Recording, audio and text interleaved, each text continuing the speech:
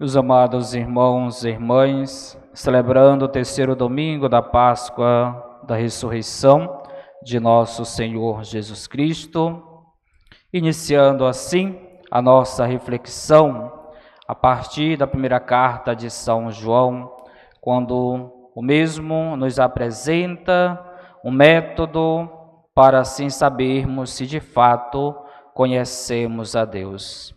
O mesmo assim nos diz, através da Sagrada Escritura, para saber que o conhecemos, vejamos se guardamos os seus mandamentos.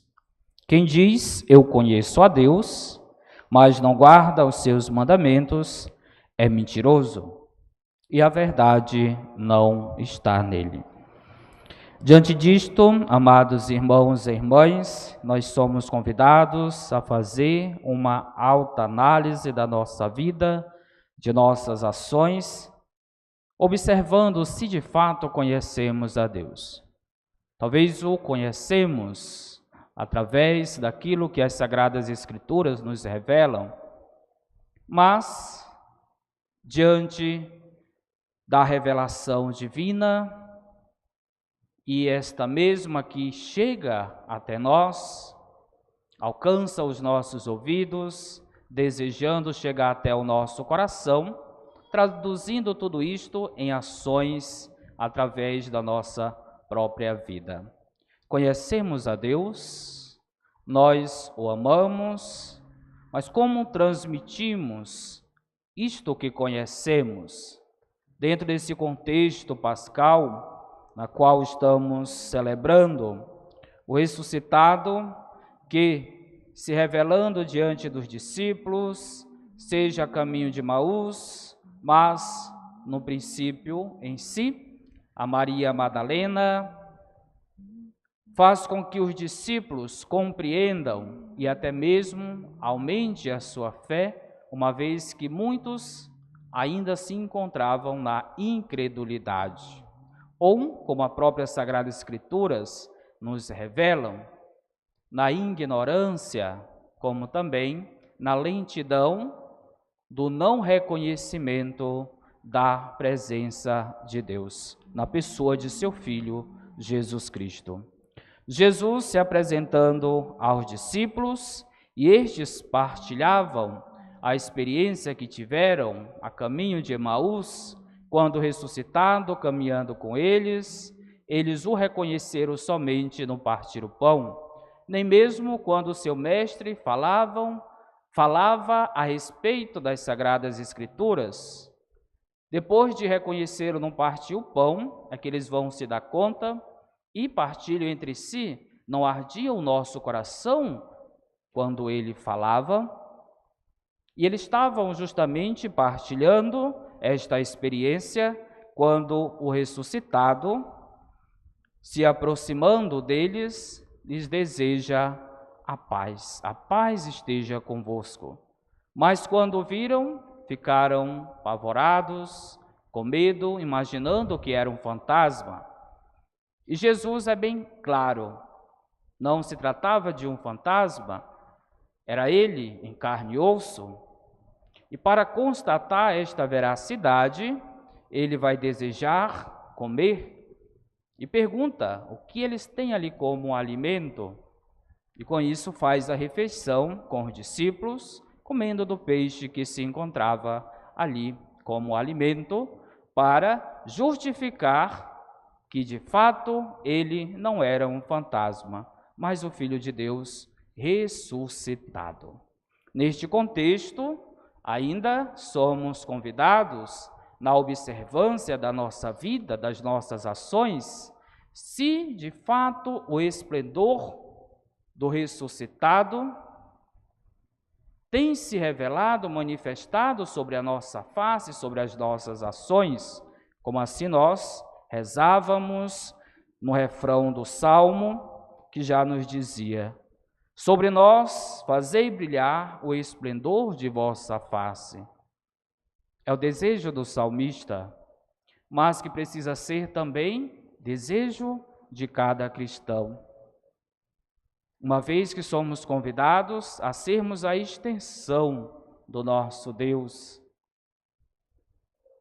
embora que criado à sua imagem e semelhança, trazendo já conosco este caráter, esta identidade, esta essência na qual o Criador nos criou, mesmo assim o pecado é uma característica que ofusca este ideal originário, mas diante do Pai, eis o Cristo Jesus, o nosso mediador, a vítima de expiação, mas mesmo tendo um advogado que, diante de nossas fraquezas, nem por isso devemos nos deixar com que o pecado sobressaia em nossa vida.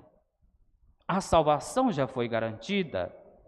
Temos Jesus que intercede por nós. Deus é misericórdia, mas não podemos esquecer que Ele também é justiça.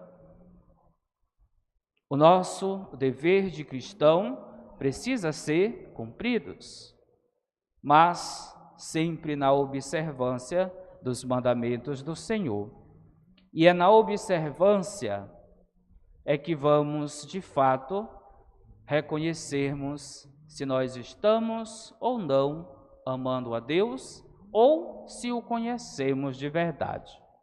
É um grande desafio para nós, amados irmãos e irmãs, uma vez em que os judeus não souberam acolher o Messias, e nós ouvíamos na primeira leitura, aonde Pedro apresenta esta causa: o Deus de vossos pais, aquele na qual vocês o condenaram, o mataram, mas, tendo ressuscitado, apresentando-lhe uma certa culpa, mas ao mesmo tempo, a palavra de Deus vai nos apresentar, dizendo que agiram por ignorância, pois se soubesse que era o Filho de Deus, não o teriam feito, realizado aquilo que nós o conhecemos.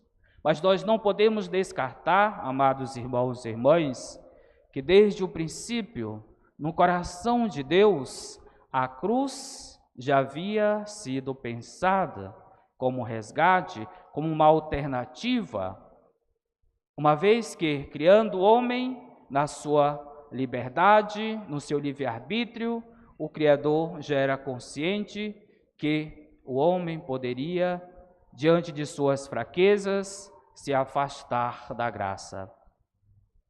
E com isso, como alternativa salvífica, envia seu Filho unigênito para a salvação do mundo.